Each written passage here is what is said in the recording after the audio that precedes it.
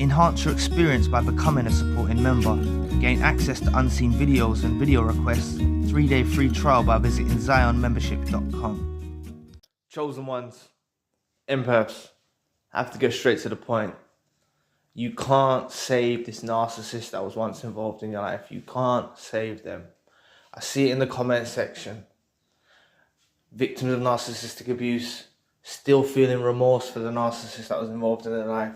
Speaking on things like deliverance and that they can save them from the negative forces or from the evil, right? You can't save them. The only way it's possible, right, for them to be saved is if they can change the condition of their own selves. And fundamentally speaking, when it's on a brain scan on the prefrontal cortex, so they have more dark grey matter, it's virtually impossible for them to change. Yes, there's the grace of God, the universe, however you want to look at it, whatever your belief system is, that could ultimately change them or could change the condition of a people. But realistically speaking, these narcissists that are involved in your life, they don't want to change. They've got a really sick appetite, and their appetite is destruction, tearing people apart, causing pain. That's what quenches their thirst. That's what tickles their appetite. That's what they enjoy. This is who they are, right? So, yes, you could pray for them. Yes, you could do those things. But ultimately, in the dimensions of the narcissist that was involved in your life's brain, they don't want to change. They don't want to change. They think there's something wrong with you, right? They think there's something wrong with you. They think it's a weakness. They think having empathy is a weakness when it's actually a strength. You know, it's a real strength to have empathy, right? But they view it as a weakness. They view it as something that's can be exploited, as an opportunity to exploit. That's how they view empathy. And you are a chosen one. You are an empath. You are highly intuitive, being of light. You have empathy, and they view it as a weakness. So look, how are you going to change this individual that views you as that's a weakness to have? They view it as a weak trait, right? So let's say, even if they go to psychology or they go to therapy, or they go to these places and they learn empathy. You know, think how much effort you got to put in. You taking them to therapy, they're going to be blaming you. They're going to be blaming you, saying it's you, saying you're the problem. Probably even tricking the therapist and gaslighting the therapist to make to be a collective gaslight on you. So it's like you're the problem. That's what will occur, right? But let's say for the benefit of the doubt for the video, you take them to therapy and they change. I've spoke about this before. It's called the rubber band theory. And the narcissist involved in your life, even if they learn empathy, even if they learn to be more kind, even if they learn this behavior, on a bad day, it will retract. It will retract back to its old habits. Just like a rubber band, when you expand it, it retracts back. They will retract back, the narcissist involved in your life, to their old habits on a bad day. And the bad day could be anything from waking up late for work to getting stuck in traffic, to something of that nature. And then they resort back to their old manipulative ways. You can't change them, right? I don't want you to waste the time or the money in trying to save them. I really don't want you to. Please press the like and the subscribe button. Help your brother out. It will take 2 seconds of your time. Thank you. But therapy can be expensive, right? And the thing is they're going to be blame shifting. If this is a romantic partner that you was dealing with, right? It doesn't have to be romantic relationships. It could be friend, family member, colleague, or associate. But let's say it was a romantic partner and you go to couple therapy. They're going to be playing tit for tat with you. They're going to be trying to blame you for things. They'll actually gaslight the therapist into thinking that you're the problem. I've actually heard of this happening to victims of narcissistic abuse, survivors. They've actually gone to therapy and they've been the ones who the finger starts getting pointed at. This is how manipulative narcissists are. They can control an environment of people.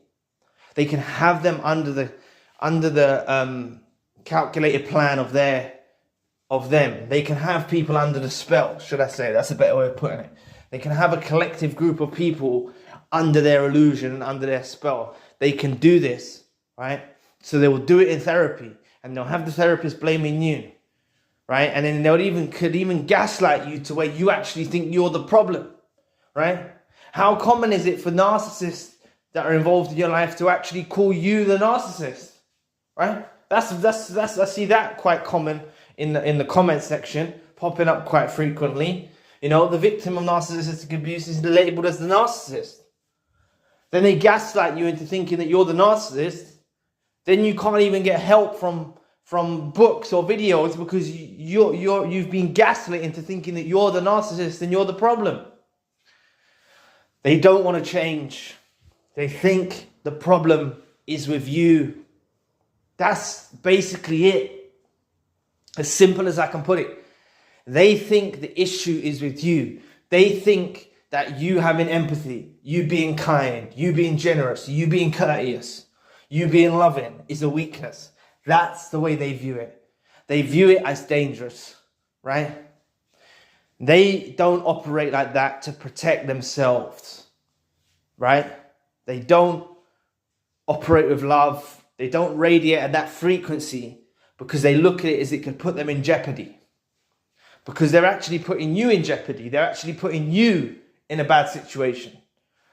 And they think it's down to their manipulation and their deviant behavior, exploiting you as the empath. That's the way they view it. But really, I made a video on this the other day. It actually comes down to you just being a genuine person, you know. The reason why the narcissist was able to exploit you in that way comes down to you being a genuine person, you know. I made a video on it the other day. What did I call it? Just so you could look back on it if I can find it in my notes.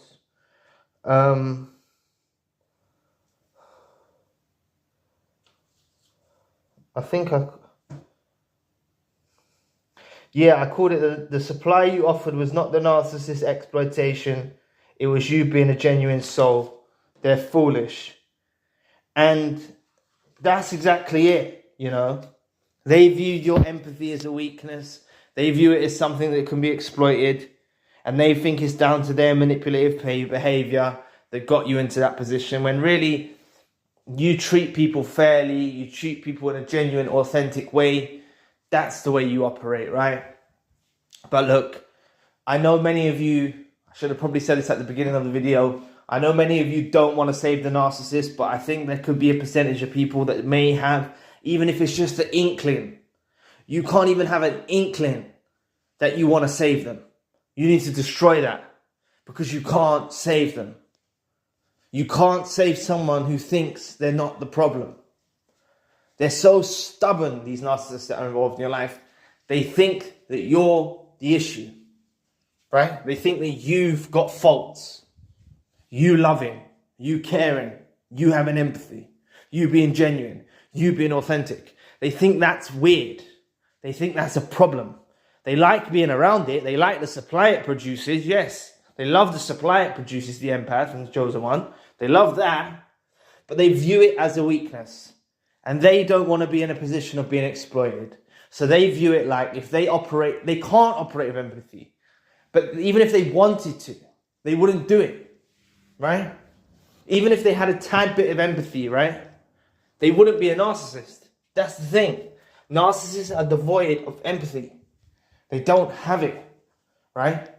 But so if you can't even say, for example, if they did have a bit, if they had a bit, it would make them more of a decent person. Right? So look, you just can't save them. No matter how much this person meant to you, whether it was a romantic partner, friend, family member, colleague, or associate, fundamentally, you can't save them. They don't want to change themselves. And like I said, even if this narcissist is involved in your life, learn the behavior, learn empathy, learn to love, learn these things on a given day to get stuck in traffic, They wake up on the wrong side of the bed, they're going to resort back to their old habits, their old ways, and their old coping mechanisms. Because this is how the narcissist copes with the existence of life, by causing destruction, pain, and misery in the life of others. That's their coping mechanism and their meaning to life. That's what their purpose is in life, bringing destruction to others. This narcissist involved in your life. That is their purpose. That is their meaning. That's what they live for, right? It's hard to change it. I'm not ruling out God could intervene and change someone in an instant. No doubt. God's all-powerful. Universe is all-powerful. However you want to look at it. But it's highly unlikely that this narcissist that was involved in your life is ever going to change. So don't bother trying to save them. You can't save them. So anyway, thank you for watching today. Please press the like and the subscribe button. If you'd like to donate to the channel, you can find the link in the description box. And if you'd like a one-to-one session with myself, you can also find the link in the description box. Currently, I've got the secondary channel, the spiritual channel. Enhance your experience by becoming a supporting member. Gain access to unseen videos and video requests. 3-day free trial by visiting zionmembership.com. So anyway, I'll be back with another video soon. Peace.